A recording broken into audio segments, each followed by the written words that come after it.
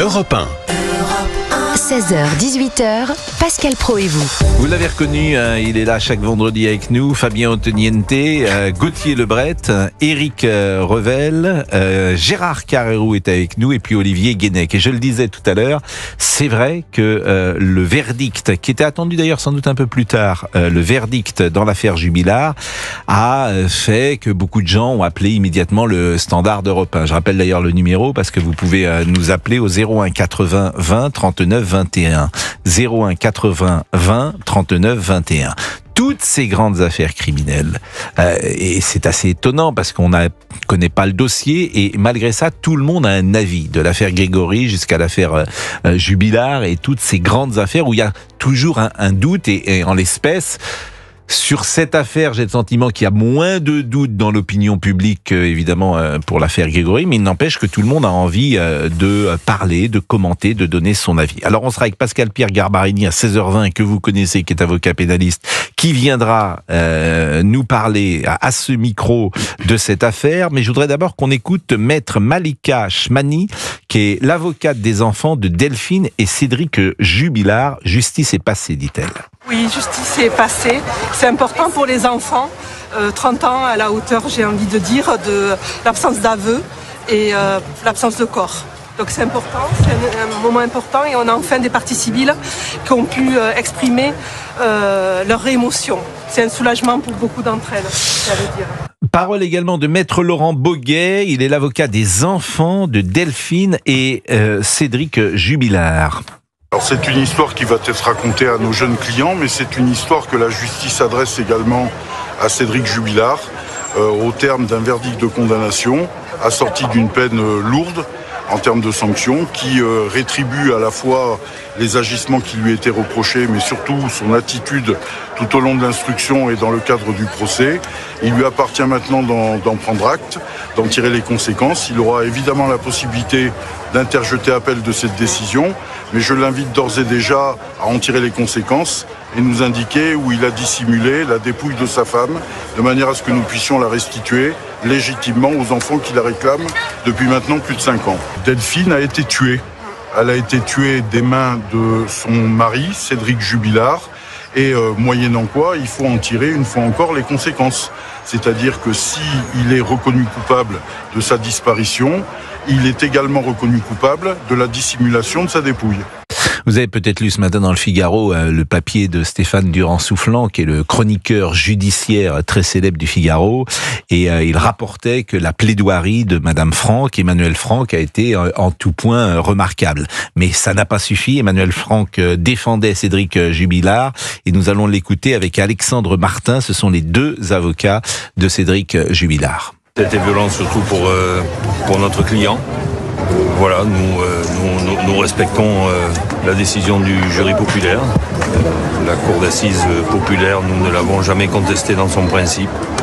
Effectivement, nous sommes déçus, mais nous savions que quoi qu'il arrive, de toute façon, il y aurait un deuxième combat et nous allons nous remettre au travail pour préparer cet appel. Nous savions de toute façon qu'il y aurait un appel.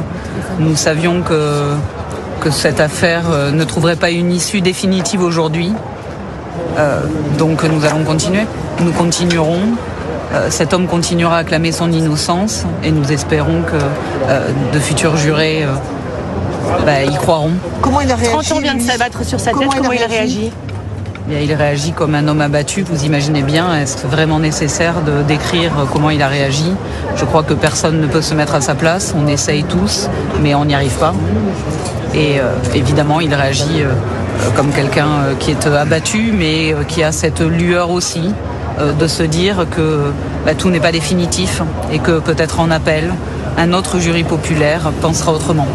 Ce qui est intéressant dans les paroles d'Emmanuelle Franck, et je lisais cela également donc dans le Figaro, et pour avoir suivi un peu ce procès, c'était quelque chose qui était très présent dans sa défense, c'est qu'elle est persuadée, intimement persuadée, que Cédric Jubilard est innocent.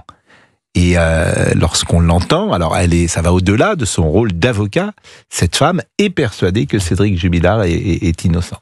Alors moi, j'ai remarqué cet avocat, j'ai suivi, d'abord, je mets les cartes sur la table, cette affaire m'a passionné depuis le premier jour. J'ai écouté chaque fois que j'ai vu annoncer une émission sur CNews, évidemment, mais sur d'autres antennes, j'ai fait des infidélités à CNews pour aller écouter ce qui se passait sur les autres, parce que je voulais avoir toutes les opinions. Je l'ai donc suivi comme mieux que la moyenne des gens.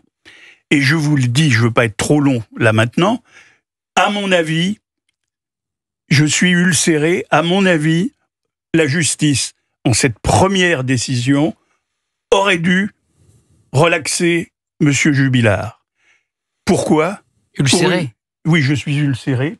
Terminé, Gérard Carreyrou. Oui, mais je m'en fous si je suis minoritaire ici ou ailleurs. Ma conviction, alors on parle beaucoup d'intime conviction. Mon intime conviction, je ne sais pas, alors je vais vous dire mon intime conviction, je ne sais pas s'il a tué sa femme ou pas. À la limite, c'est secondaire. De tout ce qui se passe, là on est en train de juger, ou de commenter plus exactement, un acte de justice. Eh bien cet acte de justice n'a pas accompli ce qu'il aurait dû, c'est-à-dire fournir des preuves de culpabilité. Il a fait ce qui me paraît aujourd'hui la pire défiance, la pire dégénérescence, je devrais dire, de la justice dans toutes les affaires, pas seulement l'affaire Jubilard, qui est une affaire criminelle, mais les affaires politiques, on en a eu la preuve flagrante il y a quelques semaines avec l'affaire Sarkozy. Qu'est-ce que c'est que cette dégénérescence de la justice ? C'est de ne pas offrir des preuves, mais d'offrir quoi ? Un bouquet, un paquet de présomptions. Présomption, nous avons la présomption, c'est-à-dire nous n'avons rien, mais nous avons construit des raisonnements. Nous n'avons pas la preuve, nous ne savons pas si la voiture avait tourné d'un côté ou de l'autre. Nous ne savons pas pourquoi les téléphones de certains avaient comme on dit maintenant, sonné au milieu de la nuit ou pas. Il y a des tas de choses qui restent mystérieuses. Eh bien, malgré ça, alors moi je vais vous faire une simple conclusion. Je préfère, dans une affaire criminelle comme celle-là, le processus américain, la justice américaine. Avec la justice américaine, Monsieur Jubilard serait sorti libre. Il serait sorti libre parce que le jury n'aurait pas conclu à l'unanimité. C'est le cas d'O.J. Simpson, par exemple. Je pense à O.J. En Amérique, il doit y avoir un jury qui soit unanime avant de condamner quelqu'un, que ce soit à la peine de mort ou à 30 ans de prison. Unanime ? Il doit y avoir un jury que s'il y a seulement, il y a des films, hein. Oui, Deux hommes en colère. Il y a 12 films, 50 films là-dessus. Il y a Présumé innocent, qui est très connu, avec Harrison Ford. S'il y a un membre, un juré, qui dit je suis pas d'accord, je considère qu'il est innocent, le jury, et on dit it's a locked jury. Locked, ça veut dire on a mis un verrou.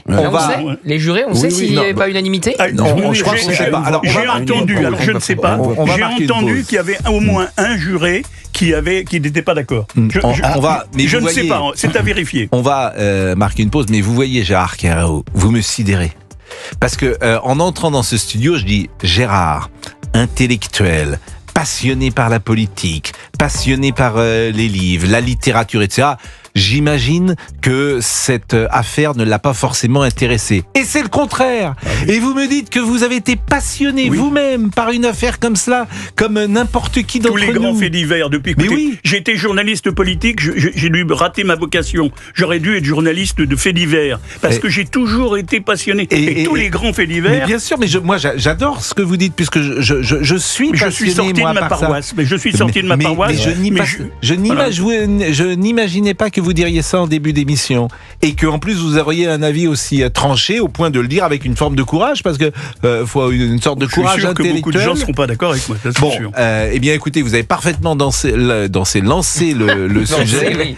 Il est 16h13, mais c'est vrai que et puis vous lui avez donné une certaine hauteur également à ce sujet parce que la preuve, bien sûr. Et on entendra Dominique Rizet tout à l'heure. Dominique Rizet a dit « Je suis persuadé que Jubilard est coupable, mais si j'étais juré, je l'acquitterais parce qu'il n'y a pas de preuve. »